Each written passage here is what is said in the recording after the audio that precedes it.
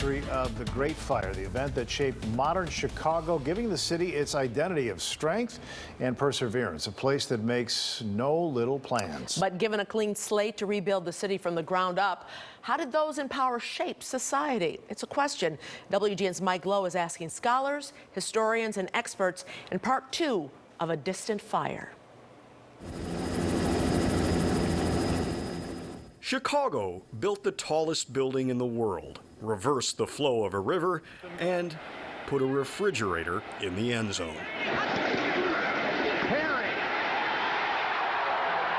Another Super Bowl record, the first refrigerator to score. It's been home to the world's most notorious criminal and the globe's most gifted athlete. Here's Michael at the foul line. A shot on Elo. Good! The Bulls win! So when it comes to disasters, Chicago's had to be the biggest. First of all, if Chicago's going to have a fire, it's going to have the biggest fire. And secondly, it's going to be great. There are a lot of reasons why Chicago was important, but the fire gave it almost a fairy tale, which is incredible because the fire was devastating. The story of the Great Chicago Fire is remembered in a certain Chicago way, with some civic pride and competitive nature. Chicago is trying to prove itself to be as good, if not better, than some of the cities that came before, some of the ones that were declared world-class cities before Chicago had a skyline that matched them. In many ways, the story is as remarkable as the well-known myth. The fastest growing city in the country, situated on Lake Michigan and connected to the Mississippi River, was the country's center of commerce and communication, home to the stockyards, to industry, and the railroad hub of America. The fire that started in Catherine O'Leary's barn on October 8, 1871, and then swept across the downtown and north side, destroying virtually everything in its path, left the city looking like a bombed-out war zone or some sort of ancient ruin. And within 20 years, it was all built again, hosting the grandest World Fair in history, and the population had more than tripled to 1 million people. It's largely a story of remarkable destruction and remarkable recovery. Northwestern University professor Carl Smith is the author of Chicago's Great Fire. He said the calamity revealed the city's character of strength and resilience, but it also revealed some difficult truths that aren't always discussed when we remember the fire's great triumph. In a kind of darker way, it also reveals and deepens some of the existing class and social tensions of the time as well. You think at moments in history, like a great fire, being something to rally around. And yet we find out as we move on that oftentimes something that should bring everybody together only emphasizes the problems that we have and doesn't solve them. Adam Rubin of the Chicago Architecture Center has been trying to separate the myths from the facts as we remember the fire on its 150th anniversary. There's a lot of power to a myth.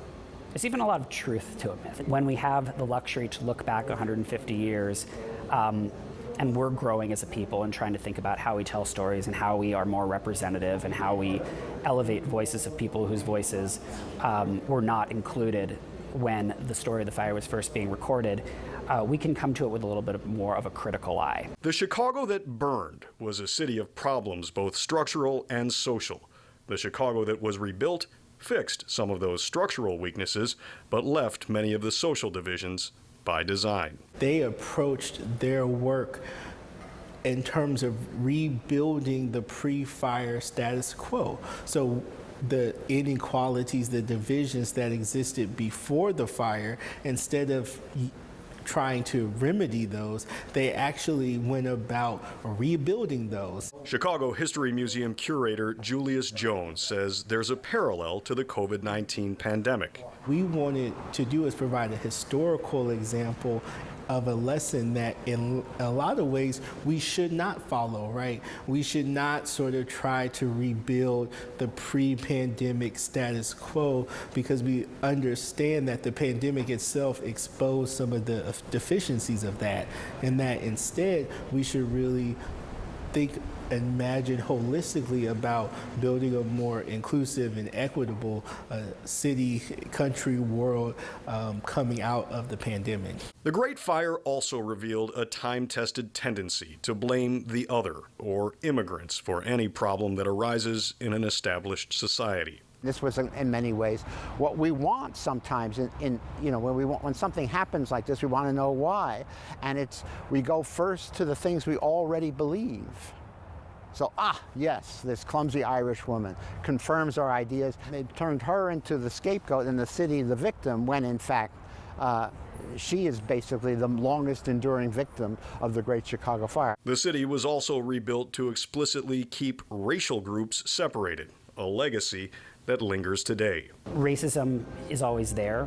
It changes its form, it changes what it looks like, it changes its language, but you still see stratification and you still see divisions in terms of class and in terms of economic status and of race.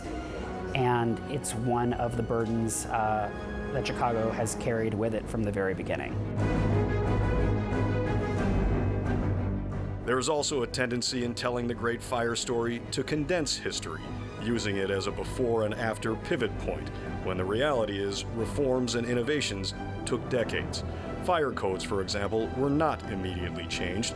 The reality is Chicago suffered several catastrophic fires in the years after the Great One, including the Iroquois Theater fire, in which twice as many people were killed in just one building than died in the entire Great Fire. Not all of it necessarily is a direct result of the 1871 fire. That's where we've condensed time and kind of turned this into a myth where one thing happens and then everything happens after that. We were moving towards an era of reform at this point anyway. But the fire endures as Chicago's founding mythology, the idea of an unconquerable city and one that can do anything and overcome any obstacle.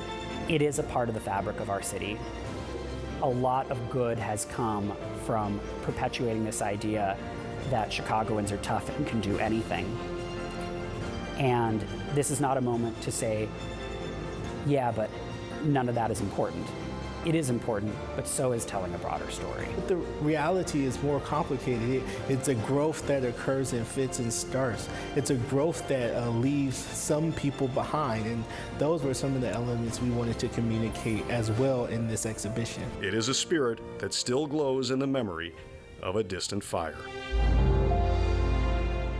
Mike Lowe, WGN News. Very informative.